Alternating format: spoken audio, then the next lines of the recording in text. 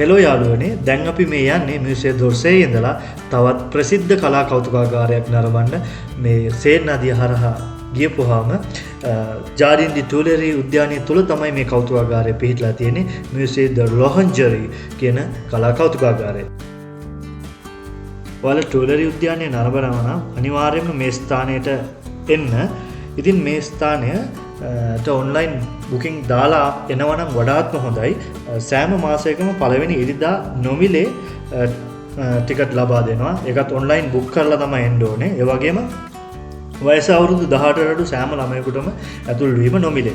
ඒ වගේම තමයි අනෙකුත් දිනවල සාමාන්‍යයෙන් යුරෝ 11ත් 12ත් අතර තමයි ටිකට් ප්‍රයිස් එක වෙන්නේ.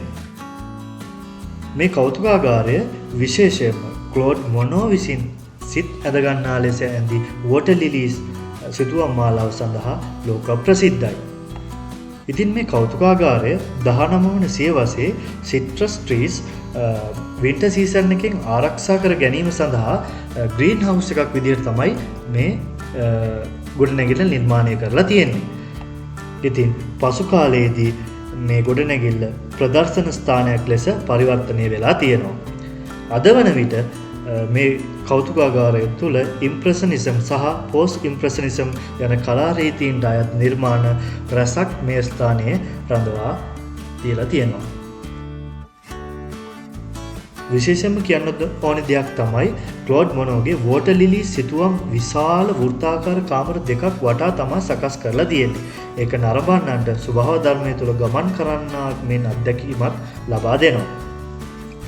ඒ හැර පැබ්ලෝ පිකාසෝ, හෙන්රි මතිස්, ආමඩෝ ඔමෙඩ්ග්ලියෝනි වැනි ප්‍රසිද්ධ කලාකරුවන්ගේ කෘතිද මේ කලා කෞතුකාගාරය තුර ඔයාලට බලා ගන්න පුළුවන්.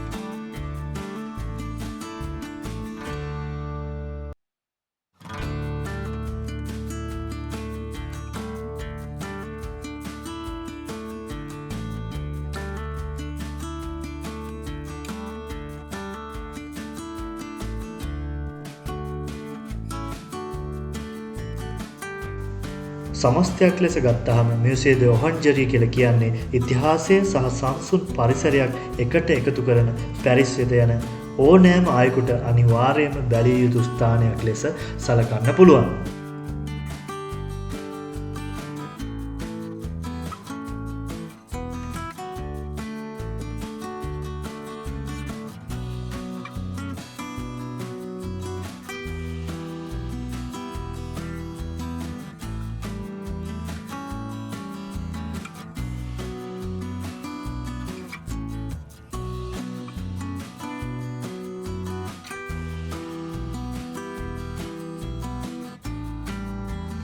ඉතින් අපි මේ කලාකෘති බලාගෙන පහලට ආවා. එතකොට මෙන්න මේ වගේ පුංචි පුංචි gift වර්ග තියෙන shop එකක් හම්බුණා.